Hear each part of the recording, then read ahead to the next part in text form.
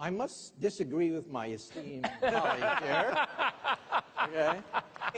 First of all, let me say that science is the engine of prosperity.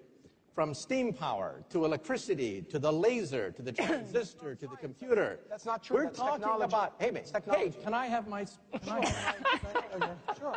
You had your say, let me have my say. Yes. However, the information revolution has a weakness, and the weakness is precisely the educational system. The United States has the worst educational system known to science. Our graduates compete regularly at the level of third world countries. So how come the scientific establishment of the United States doesn't collapse? If we're producing a generation of dummies, if the stupid index of America keeps rising every year, just watch network television and reality shows, right? How come the scientific establishment of the United States doesn't collapse? Let me tell you something. Some of you may not know this. America has a secret weapon. That secret weapon is the H-1B.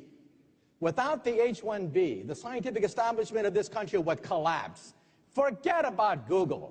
Forget about Silicon Valley. There would be no Silicon Valley without the H-1B. And you know what the H-1B is? It's the genius visa, okay? You realize that in the United States, 50% of all PhD candidates are foreign-born? At my system, one of the biggest in the United States, 100% of the PhD candidates are foreign-born. The United States is a magnet sucking up all the brains of the world, but now the brains are going back. Right. They're going back to China. They're going back to India. And people are saying, oh my God, there's a Silicon Valley in India now. Oh my God, there's a Silicon Valley in China. Duh. Where did it come from? It came from the United States. So don't tell me that science isn't the engine of prosperity. You remove the H-1B visa and you collapse the economy. In Wall Street Journal, editorialized against a congressman who wanted to ban the H-1B, saying they'll take jobs away from the American people.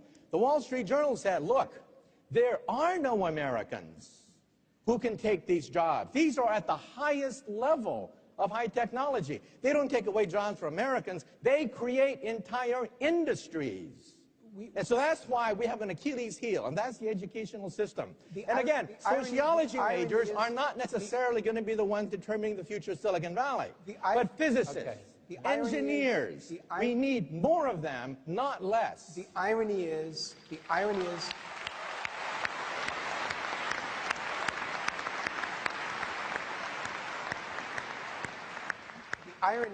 I agree with the immigration issues, that what you're saying, and I'm at a school, of course, and Peter's a graduate of a school where indeed immigration. Your school wouldn't exist without the H-1B. Of course, but I'm not. We've got to get back to the future of business. But hold on a second. I'm not. No. I'm not arguing against an H-1B. I completely agree with this issue, and the point on the future of business that he's making, which is very, very important, is the nature of human capital. What is misunderstood here is, again, how poorly run schools are. MIT is a notable exception in this regard. His school is not, because what happens is they run in these introductory science and engineering classes at Illinois and Wisconsin and Michigan.